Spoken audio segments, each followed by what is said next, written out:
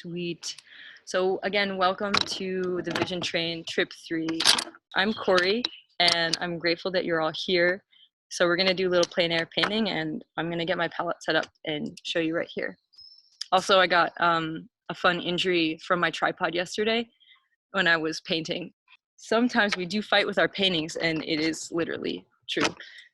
But anyway, this is a little disposable palette. Yeah, I've got a little terps. It's in German, but it's odorless mineral spirit. And then I've got some oil that I've let sit out in the sun for about a couple years, and it's in a magical star jar. So I'm gonna add some to this little thing here. You'll see I'm gonna use quite a bit of paint, even though I'm working on a small surface. It tends to just be necessary. I'll fill up the mineral spirits as well, but I try not to use too much of it because it ends up making the paint layer less sturdy, less strong over time. So I'm trying to practice using way less terps and only really just cleaning my brushes with it. And I like to keep it close so it doesn't dissolve. Titanium white. And I use this like really cheap paint, like student quality paints for the plein air, because you use a lot of paint. You don't necessarily want to empty your wallet, your budget with Old Holland, Williamsburg, Michael Harding, nice quality paints. So it's cadmium red, cadmium yellow, and we're gonna do ultramarine blue. I really love this color. This one's a light version. It's actually super transparent. If you've worked with ultramarine blue, you'll notice that it's just like can be glazed on even. It's really amazing. But it's nice for sky, and it's super cheap. I mean, relatively cheap, like compared to cobalt. And also like a yellow ochre. I like to use the yellow ochre for buildings or clay or dirt. I don't know, it's nice for also distant yellows, kind of like a muddy, earthy. This one's kind of dried out, but it's okay. If your oil paints are a little dried out, they're usually okay as long as the paint film hasn't dried. So you can just add some oil if it's dried, like this one is. I like to have some kind of green. This is a permanent green. It's like a viridian. But you can also mix your greens as well. This one's just like a pre-mixed cool green. Burnt umber. This one I just happen to have a nice tube. But any burnt umber will do. Something to note, any natural umbers, the pigment umber is PBR7. Any natural like clay pigments will basically cave in over time. So if you use a ton of umber or burnt sienna or raw umber or raw sienna, or yellow ochre even, but more so the darker ones like earth tones, they will kind of suck in any layer you put on top. So Van Dyke brown as well, that's a really big like caving type of, because it's just the pigments are really spread apart, so there's a lot of room for oil and other pigments to just get sucked in with the umbers and stuff. But I like to use it because it gets pretty dark, especially when mixed with the blue. So next thing I'm gonna do, I'm gonna try to work a little quicker, is do like a secondary mix of colors. So I'll just pull a little bit from the yellow ochre and the cad yellow and mix like a medium between the two. Then I'll do the same with the cad yellow and the red. The red is super high tinting. You'll notice like it'll make it look red. I need way more cadmium yellow. And there's a bit of green in my sort of view over here. You can see on the other camera, like this ivy sort of thing. So when you're also picking your palette colors, I guess you kind of consider your location as well. I like to paint in gouache a lot of the time when I'm on plein air, just because it's a little more portable the tubes are smaller and the medium is just quicker drying. But it's such an amazing feeling to be outside painting with oils and like having the breeze on you. And I don't know, I think it's such a beautiful practice. And I know Alicia was talking about doing something like a regular plein air thing on the train. So I really hope this kind of sparks a little engine room for us to explore what it's like to paint out on the field, and then bring that into our visionary work from painting from life and describing light. I think it really has helped me immensely. So I'm going to go then in making the next secondary kind of purple, red, and ultramarine blue. Got some over here that I mixed yesterday. So, and you can see these secondary colors, they're just kind of more muted.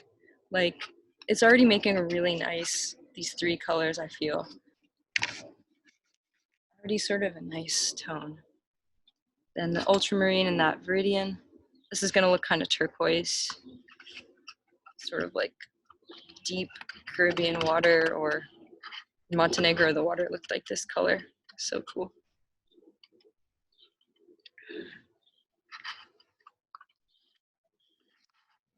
Yeah.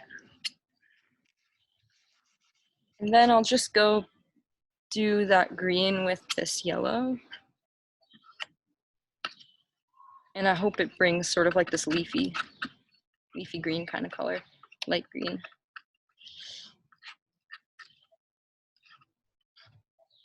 Oh, cool. Thank you, Mukta, for putting that up there, the pigments there. And one more thing I'll say about the pigments is that you can go as limited as you want. You can go as colorful as you want.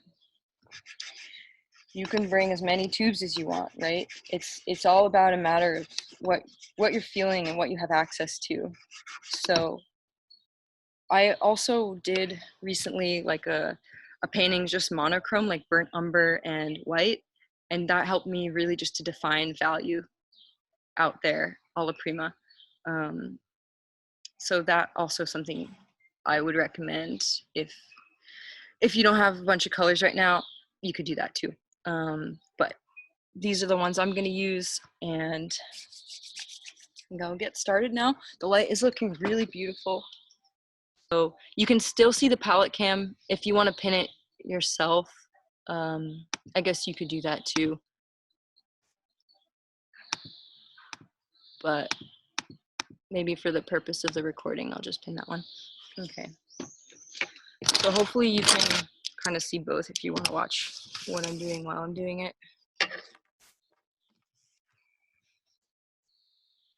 Yes. I got this new brush, so I'm going to use it. It's a pretty wide. It's called a Ultimate Long Flat. Well, there's two directions, right? I could go and start laying in the paint immediately, or I can draw a little bit. So you can draw with charcoal, and I think I'm going to draw with the umber, a little bit of the umber.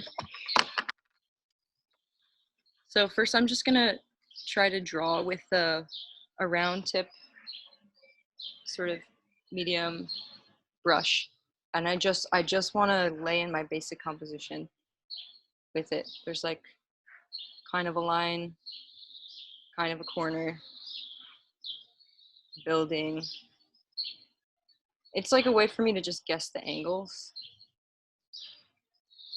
And you could do this with charcoal too. That is really nice because you can just wipe it away if something doesn't feel right.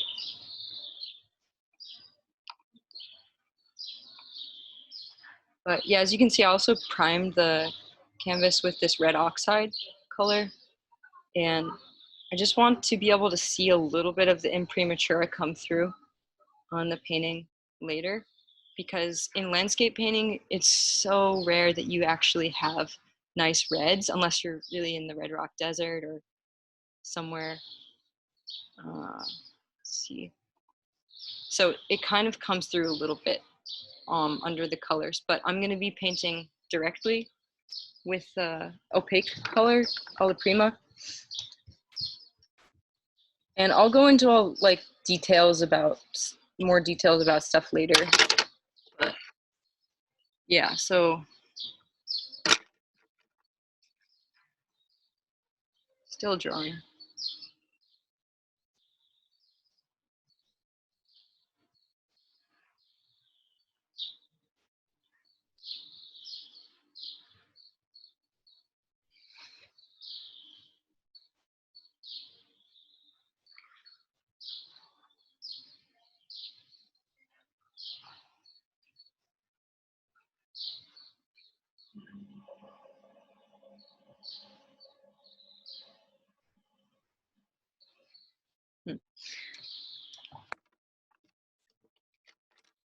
Also really good to just have a rag on hand. Some old t-shirt works really well because you're gonna need to clean off your brush a lot. And the nice thing about just kind of laying in a drawing is you can change it if something doesn't feel right before you go and slap on a bunch of paint, which is what I did. So I'm gonna change paint, which is what I did. So I'm gonna change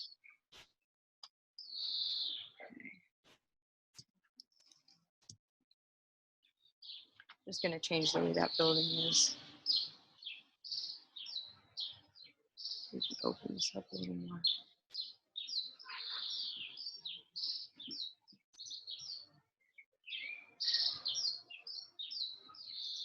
Also, if you're painting outside and you have an easel or a pochade box, it's really nice to try to get the painting up as high as you can to your line of sight. Because then it's like struggling less. And as well, the palette like is close to your line of sight. So you can kind of judge the colors. Yeah, there we go.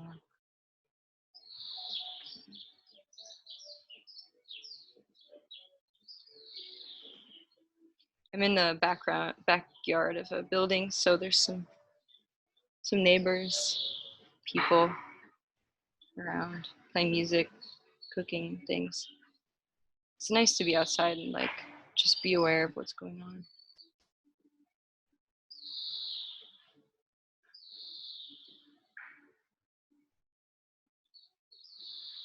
If anybody has any questions, definitely just unmute yourself. I can kind of see what Mukta's doing on my screen. Oh, there we go. And Simone, cool. Yeah. So it's just like an open party, open jam.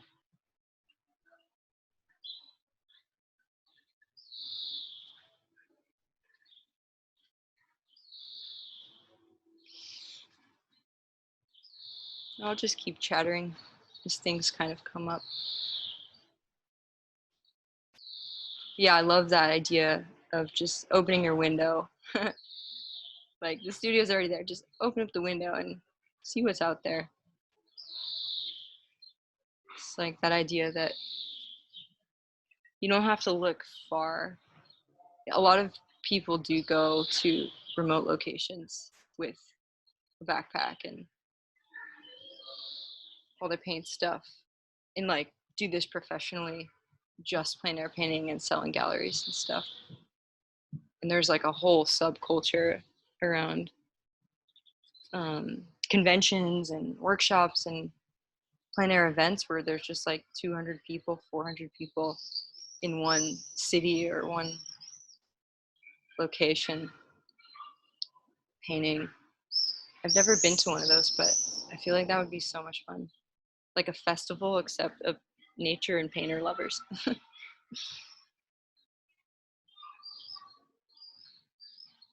So,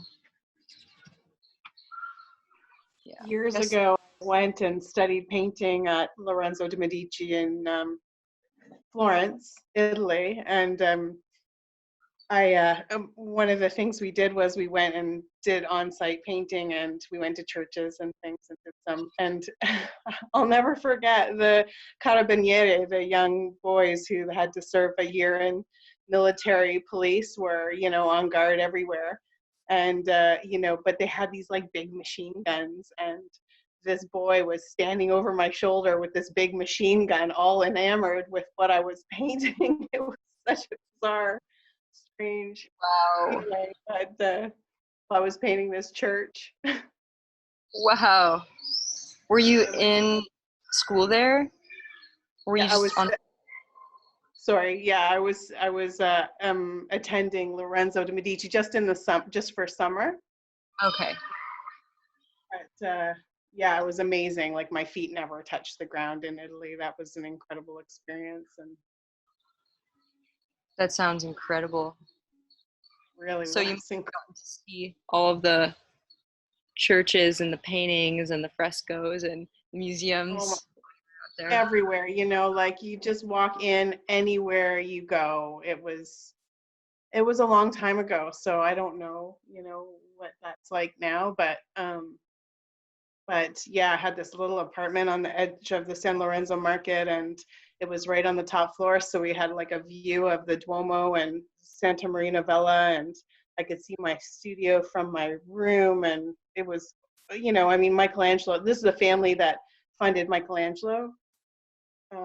So, you know, the school is quite famous, and it was just an unbelievable experience. But you could literally walk into any church and see like original Michelangelo, you know, Da Vinci, all this everywhere, just abundance overflowing. Wow. It seems like an unforgettable experience. Just like being in the presence of mastery, sort of in a sense, everywhere. And the culture coming or like organizing itself around mastery too. That's so Yeah, interesting. and they're so, you know, I mean, like art is alive there, you know.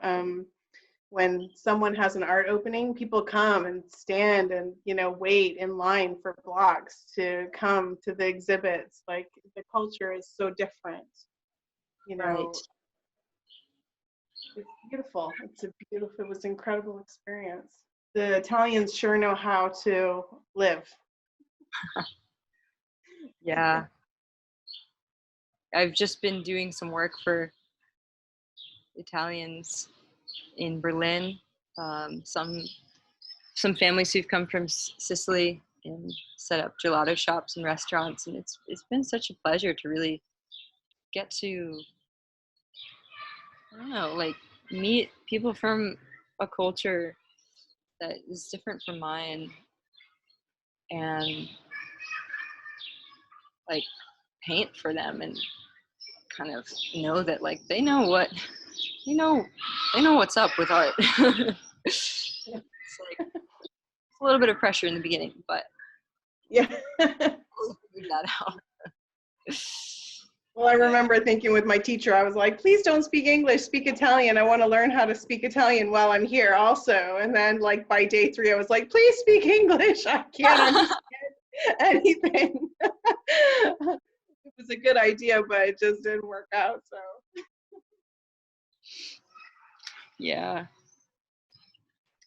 Okay, so I'm feeling all right with this drawing.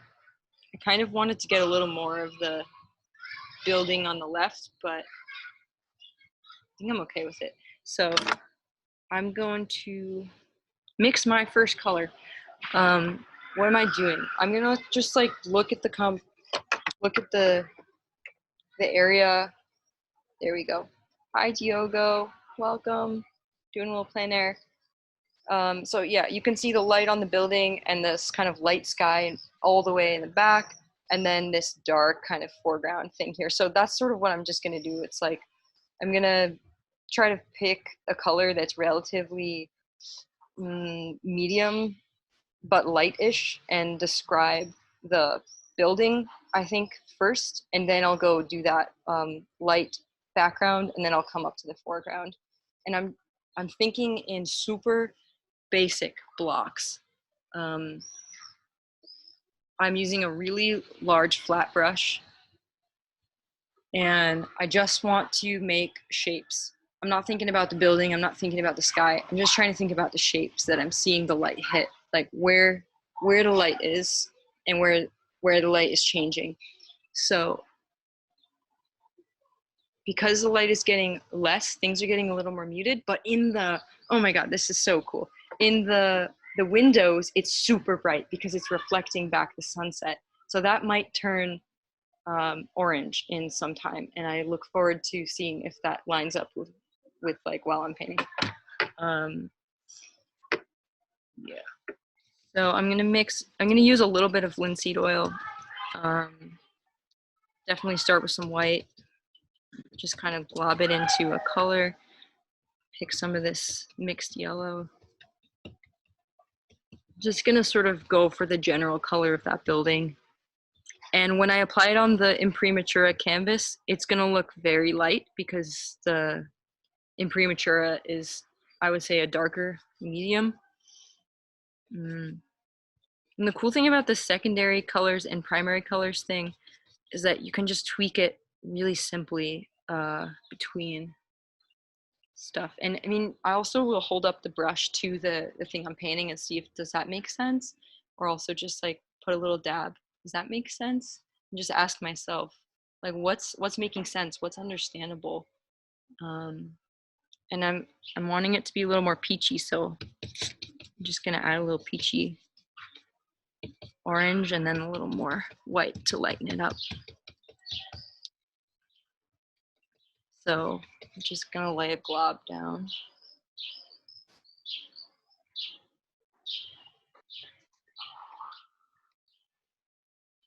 Just going for basic shapes, you know.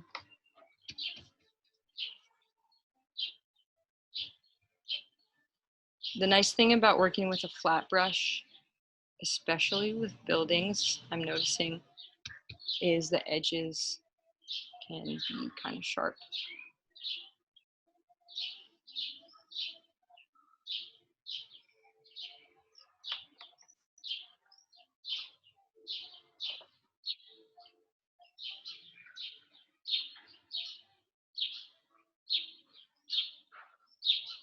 Yeah, and this is a really big brush, so I actually need more paint.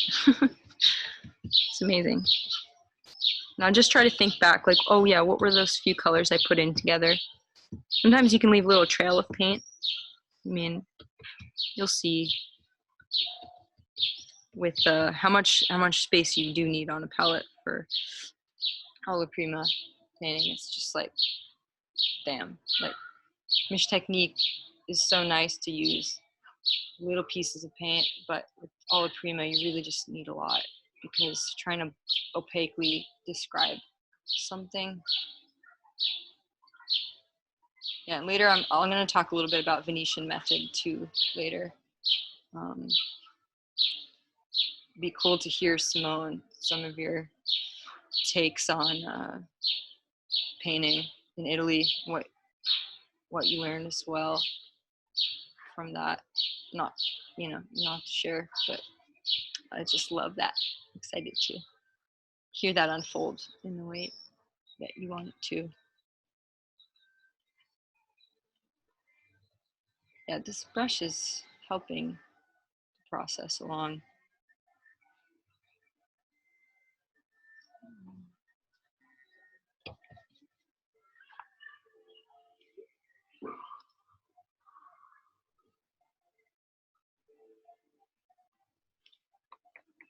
So I'm still sticking with the same color because I'm not seeing a huge shift on the face of this building. There are some slight shadows coming off of the balconies, but I'm not really going to pay attention to that right now because the details mess me up. I get really seduced. And it's such a practice to just be outside and see it all as one thing.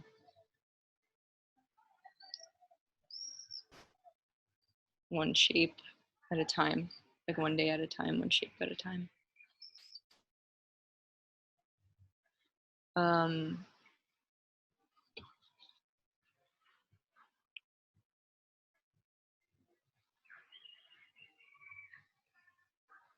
Yeah. I also wanted to mention something about editing. Like, we often hear this statement, paint what you see, or even like in visions, like painting what you see in a vision. But it's the joy of being an artist and a creator to make a curation of the things we see and apply them in a sense that makes makes sense for our brains and for what we're communicating. So I started out doing this kind of painting everything I was seeing, and that was really fun for me to try that. And then I realized that I actually didn't like the tree over there or the thing like hanging in the middle of something else I found interesting.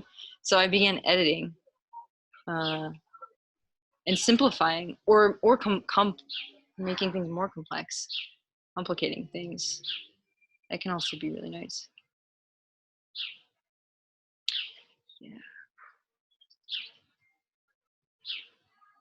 So I am seeing some kind of shadow pipe building stuff holding up these balconies.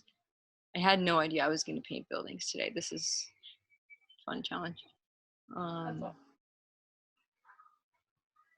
So I might just leave a little space. Like I'm drawing the negative space with the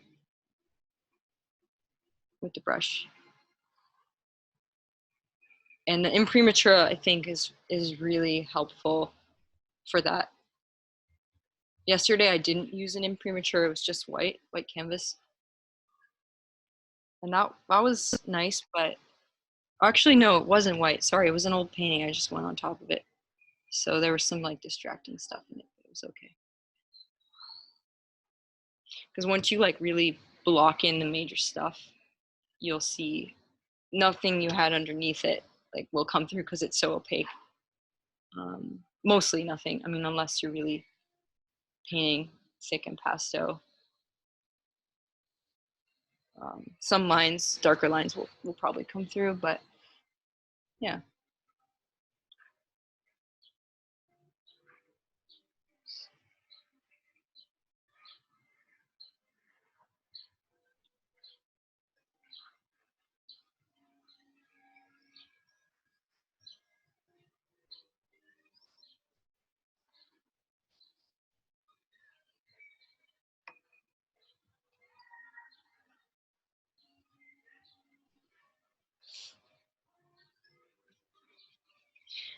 You know, I take my time with the visionary paintings too because I don't have any exhibitions coming up.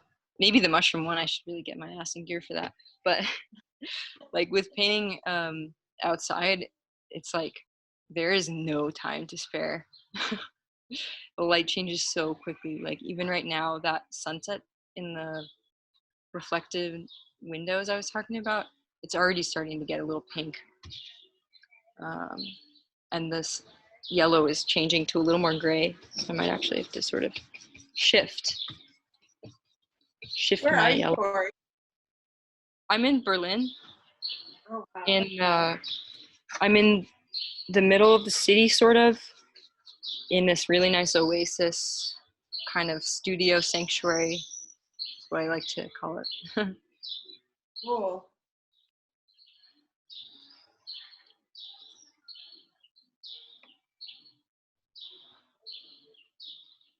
Seeing how we can all hang out together, right? Yeah, 100%. I just love that so much. Just like an art hangout. The train is just a nonstop jam. So cool.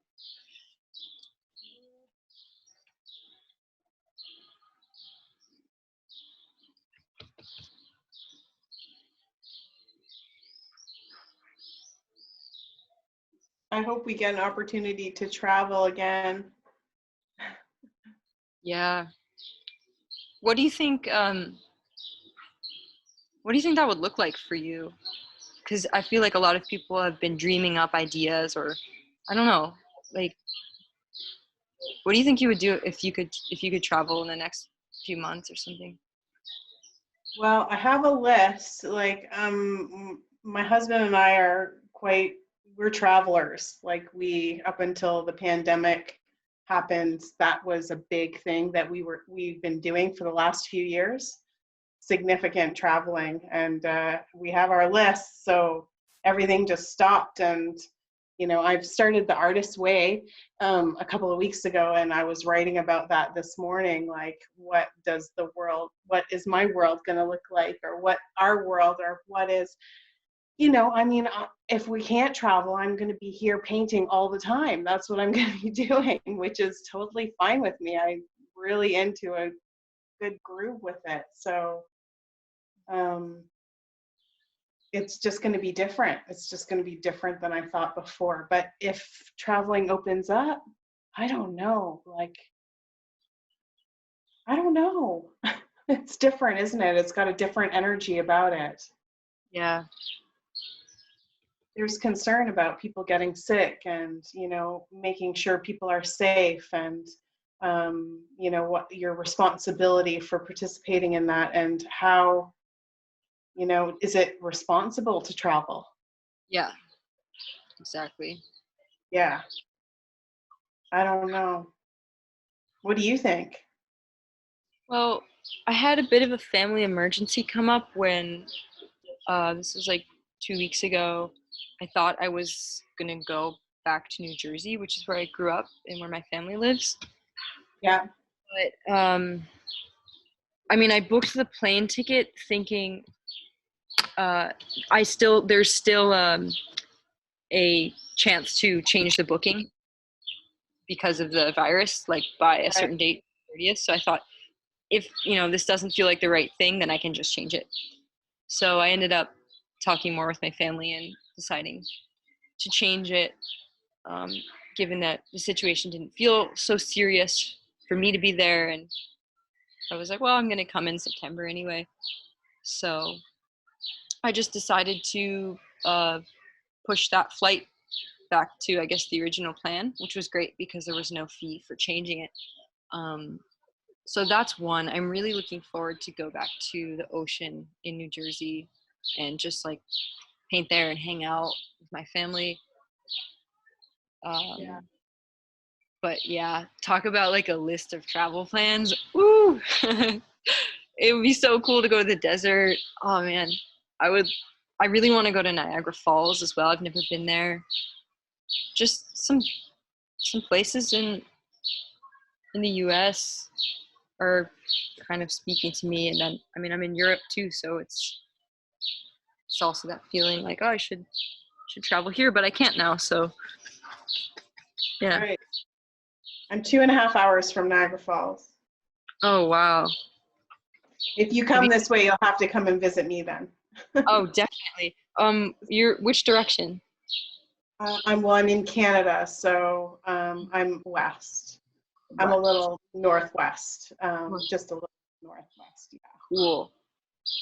Definitely. Yeah, that would be so cool. And there is one of the largest Buddha temples in the world located in Niagara Falls. Not a lot of people know about it, but it's amazing. It's 10,000 Buddha Stupa. It's a 7 level temple, and they have a 7,000-ton Buddha sitting at the base of the temple that is the protector of the damned. Oh my And god. he sits in this place because they believe that the story goes that the falls used to open up on that site, and that was the passageway to the underworld. And so, oh my gosh, I have so many friends. I met the gatekeeper there. I have a story. The gatekeeper came and approached me and said he was meditating at home, and a voice came and told him to stop and come and meet me and my friend there at the site. Wow. And he actually was the gatekeeper. He is the guy who opens the gates and closes the gates every day at that site. But he talked about all his past lives and the intermingling of our lives and his life, and it was very interesting. but it is definitely, I like really recommend going there. You can go in and have lunch. They have a beautiful vegan lunch. The monks will serve you. It's like $4, beautiful. Oh And my goodness. Yeah, it's something I want to do with my family, as like a way to come together, just like going on a trip from New Jersey. I think it's something like 15 hours, 10 or 15 hours in the car. I think it would be really awesome to do that. And yeah, like I mean, not only just a destination, but like the fact that there's a temple, yeah, that would sign a few more people up, I think. yeah, the Buddha site is definitely worth, in my opinion. Like that's the gold of Niagara Falls, in my opinion.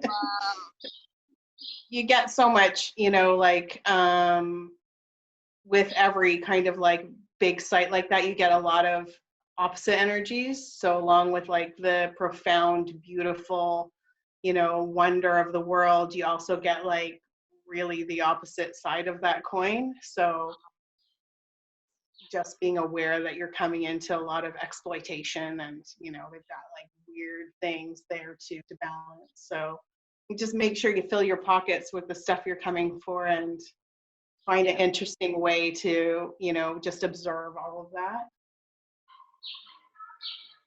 It's kind of an Yeah. interesting metaphor for today, actually, what we're experiencing now. I think we've got that also. Yeah. Do you mean like that kind of polarity Yeah. effect of the virus, I suppose, or the restriction to Yeah, travel? wherever there's, I mean, like, all the darkness that's happening in our society, like the ugliness that's coming through, there's also, equal light. And we have to remain focused on that. And I think like the darker the shadow, the greater the light. There's always the polarity. So it's something to think about, because we're in dark days. Absolutely. But we don't grow or evolve without that. It's a necessary.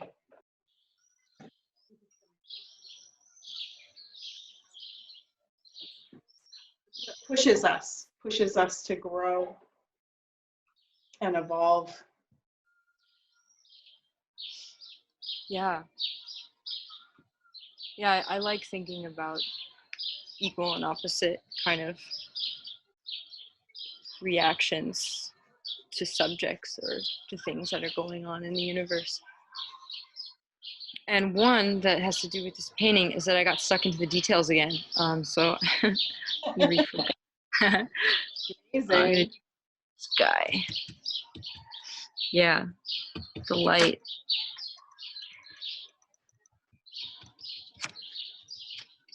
Yes. So with the sky, I'm just gonna mix white and ultramarine. It's quite, and titanium white is really chalky. It has this kind of chalky effect. So it actually works really well for the sky because there's like particles, tons of particles that are spread out across really far distance in the atmosphere, bouncing light in every single direction. So this kind of chalky grayish situation, I might even add just a touch of the umber just to kind of calm that even more down.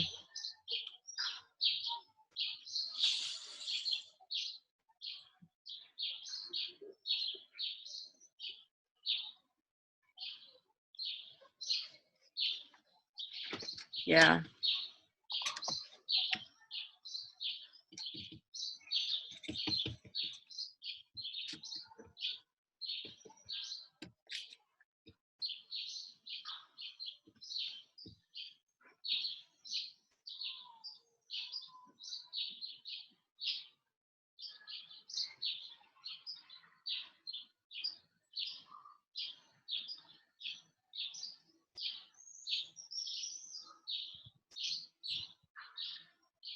Yeah, it's like magnificent sights in the world they only really become magnificent because somebody cared to share that love with other people. I think that has a lot to do with the concept of land ownership um, and public space too. So it's kind of no doubt that in A Wonder of the World there would be that polarity, that strong polarity, and in any city too. We also have strong polarities in Berlin.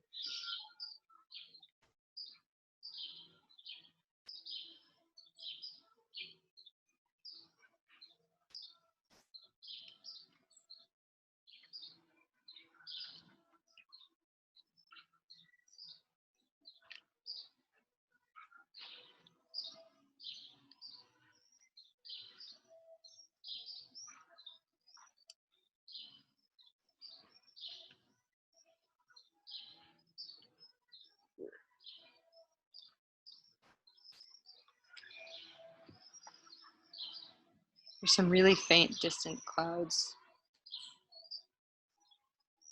out there, and I'm just going to nudge at describing them, kind of mixing the color on the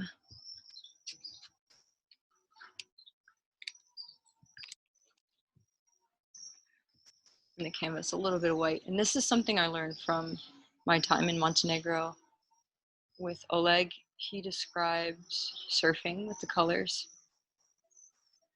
on the canvas. So as you're kind of guiding the brush and your eyes are gliding across what you're experiencing,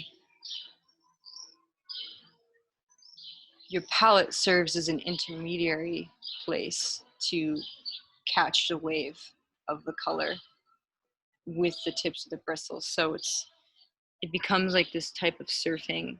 You see a slight shift in the top of the cloud.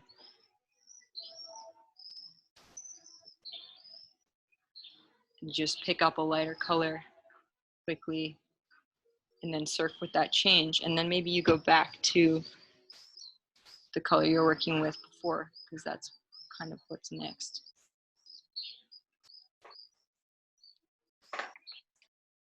Because that's the thing with clouds, they're just always moving like waves too.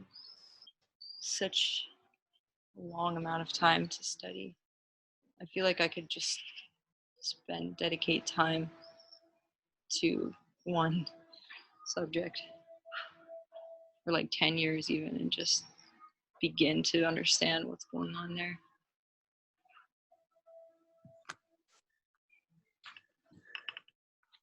Cory, I just missed out the beginning.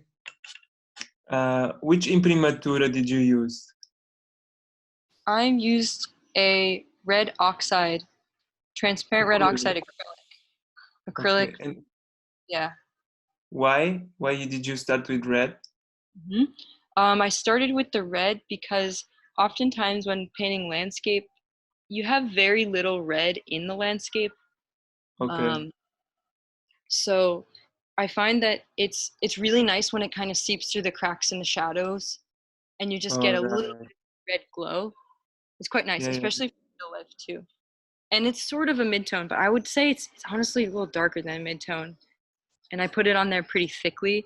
While I was sort of squeezing the paint out, I was thinking, oh, that's too much. But yeah, it's even, so I guess that works. But it's fun too. You could also do it really thinly or do a decalcomania underneath. yeah, I see. You'll lose most of it, but some of the effect will come through in the shadows. Or you could leave more intentionally as well. And like starting from the white, do I need to pass like some linseed oil before? How can I prepare the canvas? Mm-hmm. Yeah, you can prepare I can go into that in detail. So, I mean, yeah, it's a question. I think this is something I wanted to bring up before, which was establishing also your intention with the piece. Like, Yeah. because for me, this one, I was just using an old study and I just flipped it over and painted like the gesso, Just the acrylic gesso on it, and wrapped it over a hardboard and kind of called it a thing, called it a day with that. Because my intention for it is to just be a backyard. Oh, there's the light thing that I wanted to happen. Okay, I just got to show you this. So the light changes so quick that now it's casting this incredible shadow on the building. I'm gonna try to catch that. But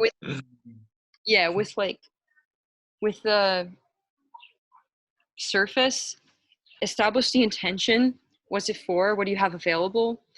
And then, I mean, these are just my suggestions, my opinions. This is what I do, what I would do. And then you can go as archival as you want, or you can not go as archival as you want, and be okay with that.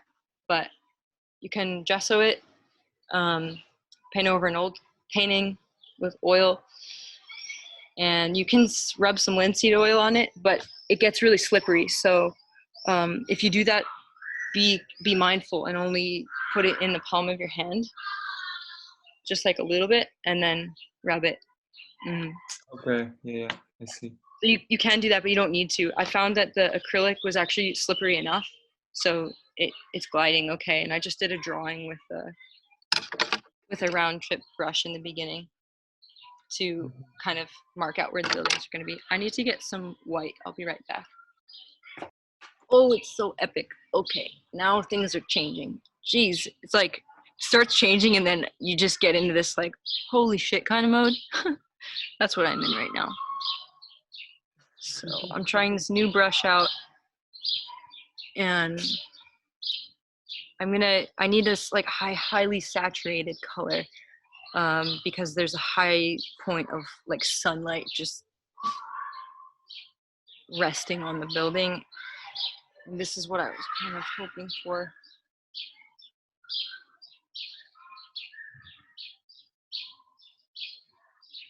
So I'm just gonna draw the line between light and shadow, and then I'm gonna fill it in, because once you establish where your shadows are, it's such a pain to have to try to move them. So try to decide somewhere after your drawing and during the block-in where your shadows are gonna be. I would recommend that. It will save you time and frustration later.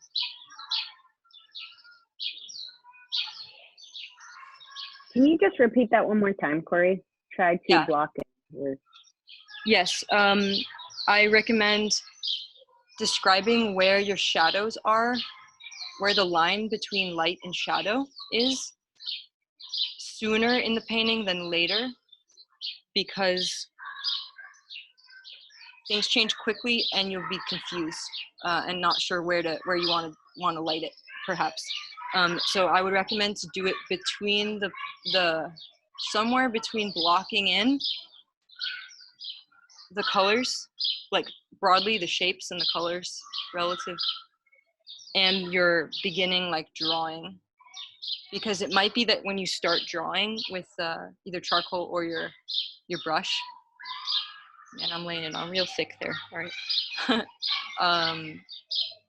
You might find that you love the way the shadows are, but it's going to change by the time you actually get to putting the paint shapes on there. So I would recommend decide where your light and your shadow, the line between light and shadow, is somewhere in the beginning stages while you're blocking in. Like you're kind of making a mosaic of color, a mosaic of shapes, colors. Yeah, this is such an interest. There's like lines following the building. It's crazy.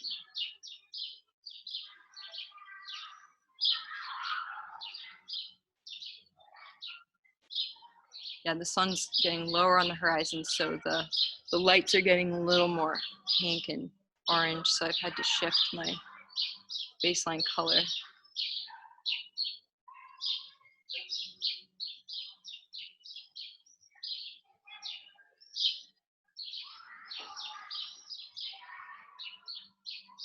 But yeah, describe the lines between light and shadow somewhere after your underdrawing and somewhere between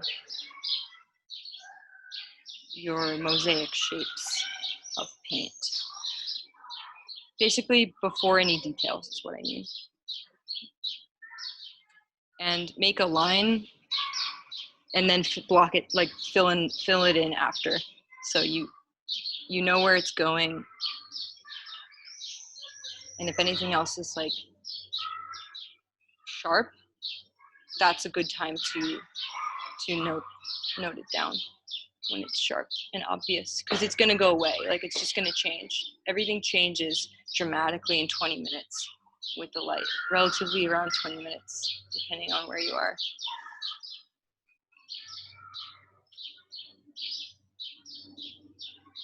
Okay. We made a little story. I was wondering, did you take a photo just to have it in case it gets too dark to finish? Rosie, great point. Now is the time I would take a photo, because this is the lighting that I love.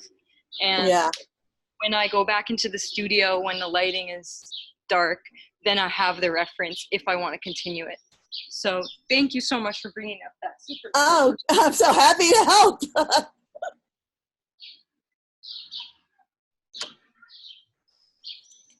Yeah, so I just snapped a little photo because I love that light. And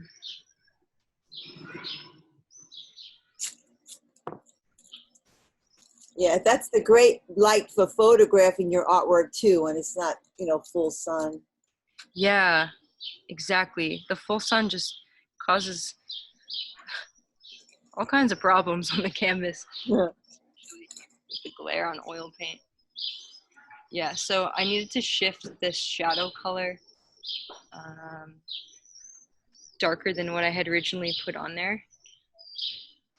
And that, I think, works because I can also sort of mix it with what's already on there, like the new pigment I'm applying, if there's like a slightly lighter area.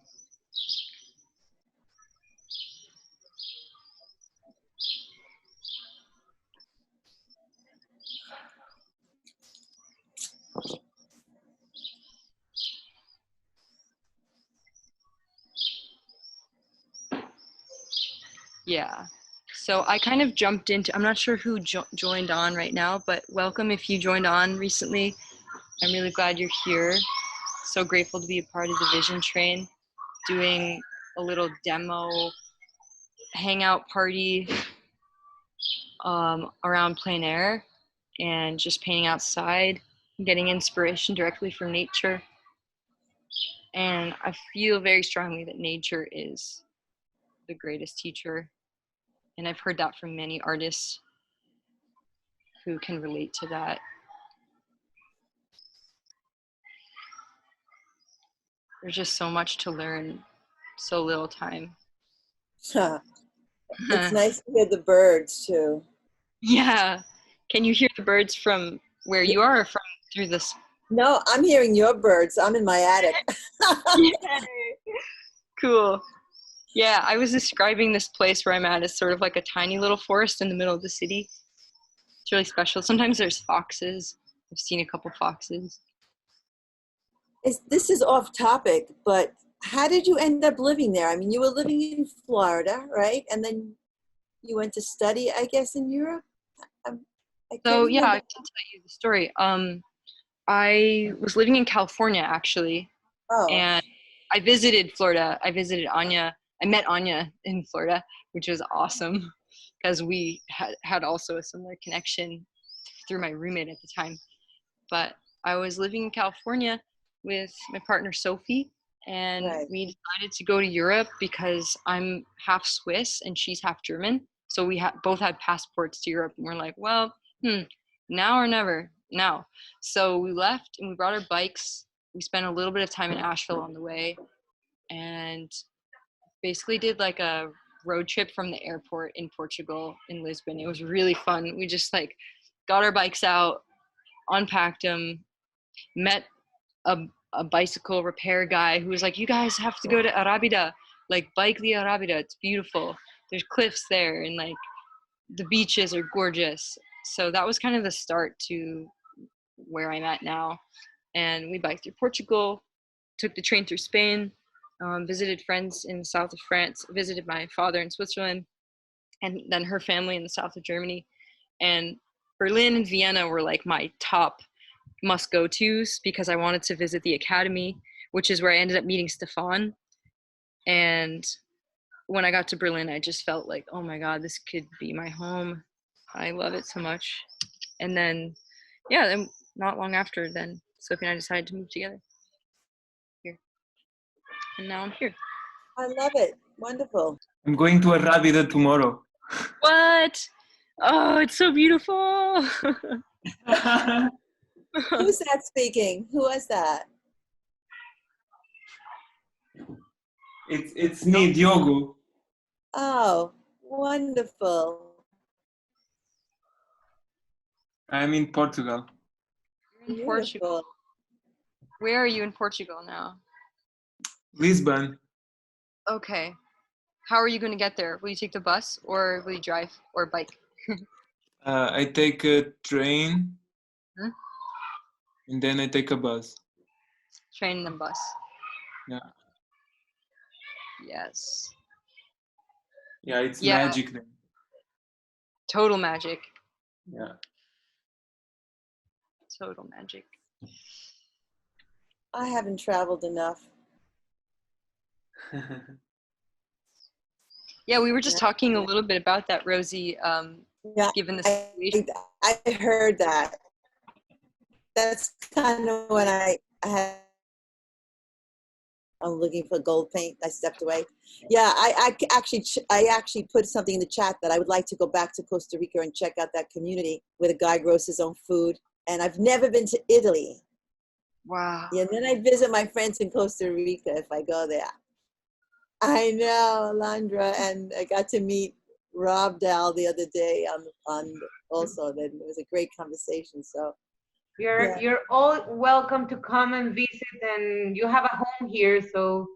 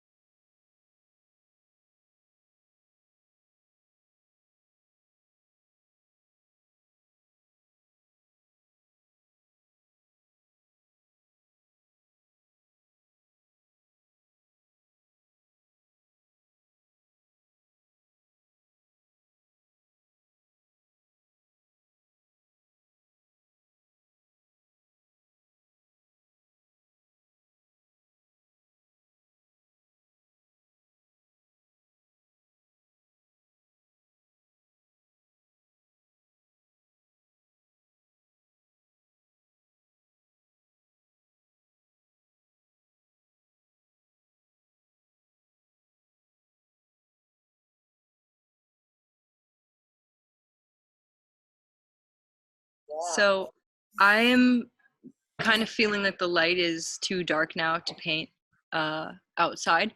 So back in the studio now, and I just wanted to say that it's really great that I took a photo, because now I can kind of try to work from memory, like, right? Because there's that feeling of working from memory that is different from working from a photo. Because I've done this before where I was at a site, beautiful site, Yuba River, and I was painting the mountains and the river and didn't have enough time to finish what I was working on. So I took a photograph, and then by the time I got home, I was like, oh, I'm really not into this painting. I need to keep going with it, from the photograph. And I actually pushed it too far with the photograph. I ended up making it look like an iPhone. Because what the iPhone does is like reduces the contrast in certain places and alters the colors in other places, right? So you have this reference photo that is not what you saw at all, and all the colors are shifted as well. So take your reference photo from the landscape with a grain of salt, especially if you're using a phone camera, smartphone camera. A lot of artists will take a professional DSLR camera, but again, it's like another thing in your backpack that either you got to think about or carry. So the iPhone is, for me, just really simple, but it will make the colors and the contrast just so different and off. But it's really good for perspective and like the lines and the angles and things. So that's the one thing I wanted to say about then, like returning back to your studio to paint and work on all the good stuff back here. You can also like use it as a study to do it again at the same time or a different time of day and make like a big one. Yeah. But yeah, you can expand it, do it on a bigger canvas, because a lot of people don't like carrying a huge canvas out. So I just chose a super tiny one, like 6 by 8 inches, 20 by 30 centimeters, just because I knew this would be 3 hours, and trying out a new brush, and also with the whole recording setup, things always take longer. So the smaller, the easier to just kind of simplify, I think. But yeah, cool. So I guess I'll just talk a little bit about what I did here. And yeah, let's see. Yeah, so after outside, when the light just changed way too dramatically and it got too dark, I decided to just call it kind of quits and move inside and then check out the photo. So I didn't really change too much about this section here. I just wanted to kind of continue describing like the edges around this building. So I started making some marks that were where the light was hitting the leaves, and also where the leaves of the tree in front of the building were. And then I went in and like started to darken some of these areas over here and just like straighten up the edges. So a lot of the times, like I might get stuck in the details, and that would be a moment when I go, oh yeah, now I should go step back like 15 feet from the painting. And I didn't really do that before, which I noticed, which is something that definitely probably would have helped me with some of the like lines and stuff, just to be able to see, oh, does that look straight, or does that feel right? Yeah, but I did kind of have a lot of fun with these like reflected lights in the windows, because in the photo it felt just like my memory from being back there, that they were pretty much in the same position with the same lighting. So that was really fun. And the important thing I wanted to say about painting, kind of that can be applied to anything alla prima or direct paint or indirect painting, is this sort of rule, but I wouldn't really call it a rule. I would just call it like a little principle. It's general to specific, and then back to general, right? Like I know people say a lot of the times general to specific, and you can interpret that as like basic to more complicated. And then at a certain point, I find with the plein air, it's really important when studying directly from life to also go back to the general at a certain point, because then it's like you get really into these leaves or like this edge or something, and then maybe it gets overworked. And I think a lot of the times in any of my paintings, I'll notice like, oh wow, that doesn't relate to the rest of the image. It's not part one in the whole. So I would, like to use that term general to specific and then back to general. So then you can see like, oh, is it all working together? So that's one of the kind of ideas in composition, I think also that might be useful to people here, if that's something you're interested in. When you're saying that back to general, I tend to do too much detail. I mean, that's one of my problems. So when you get that detail, and then the next thought you get rid of some of the detail. You mean like you? Yeah, like okay.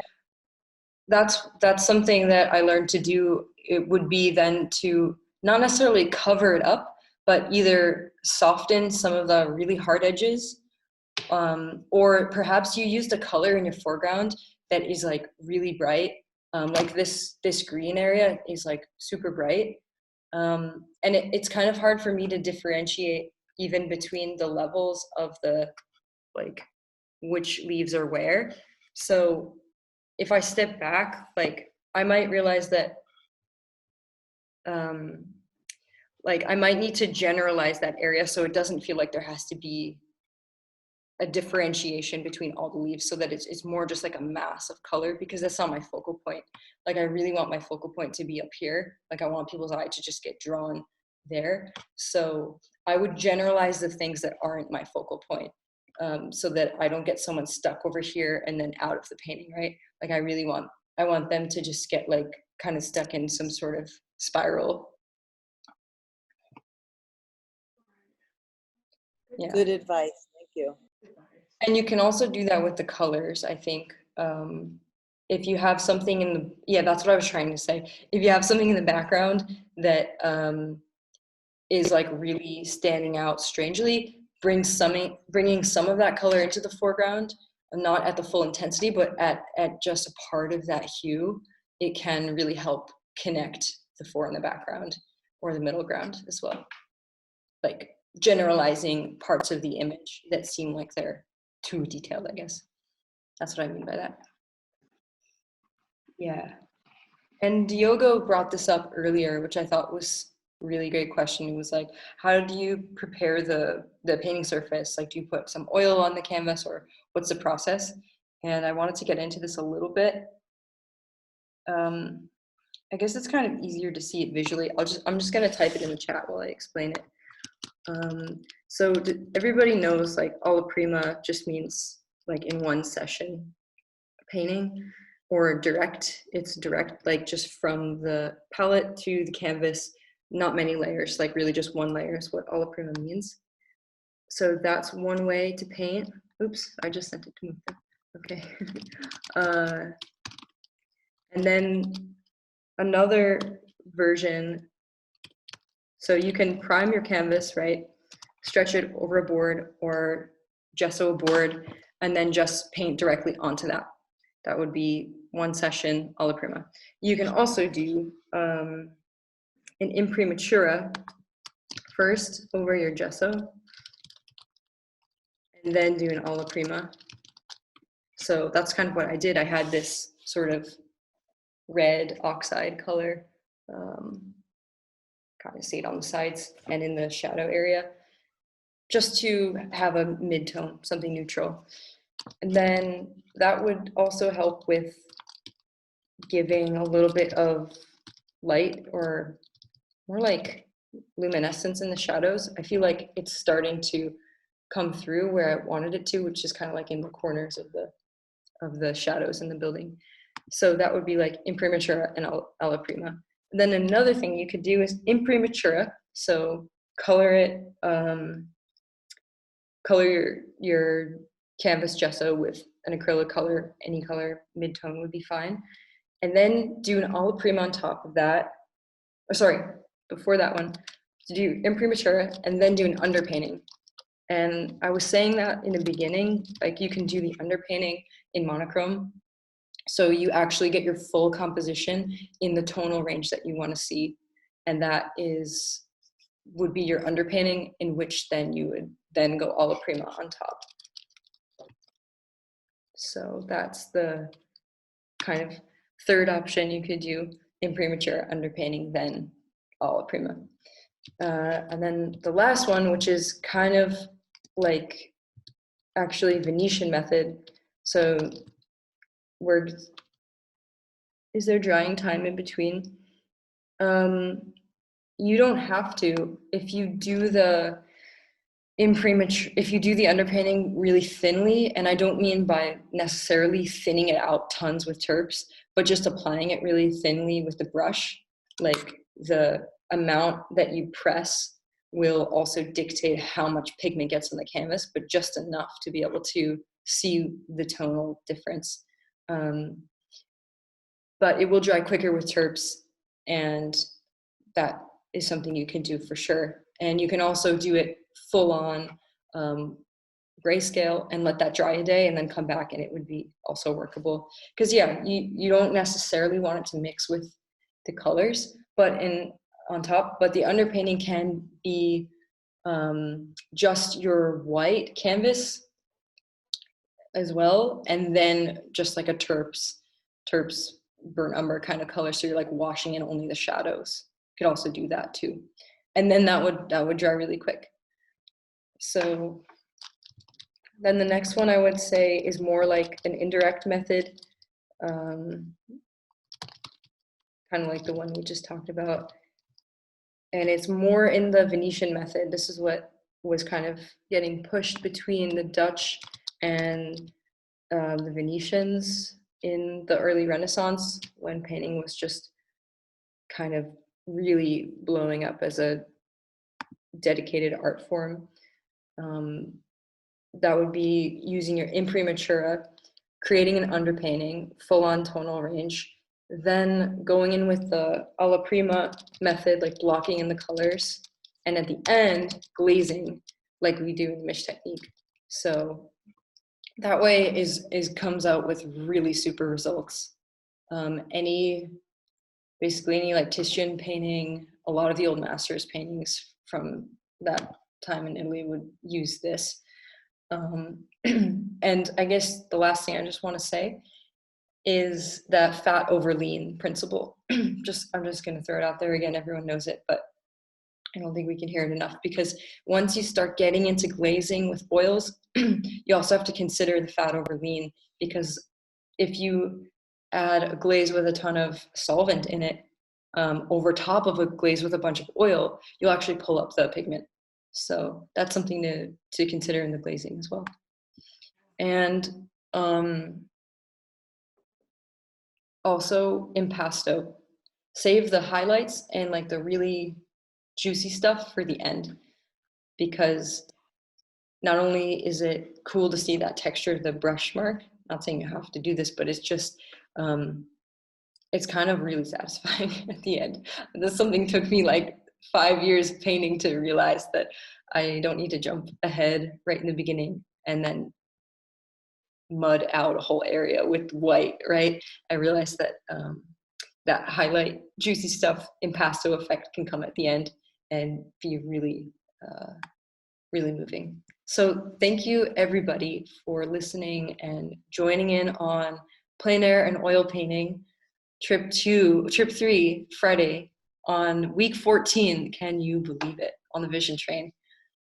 Huge big ups to Mukta for the music. Choo choo to everybody. Can't believe this. Just sending the love, directing the love back to you all, that I feel I'm so grateful to have gotten to share and produce this tiny painting. It's just like it's like the studio where I paint at and the Vision Train in one, which is like going to be the most precious memory for me to look back on later in life.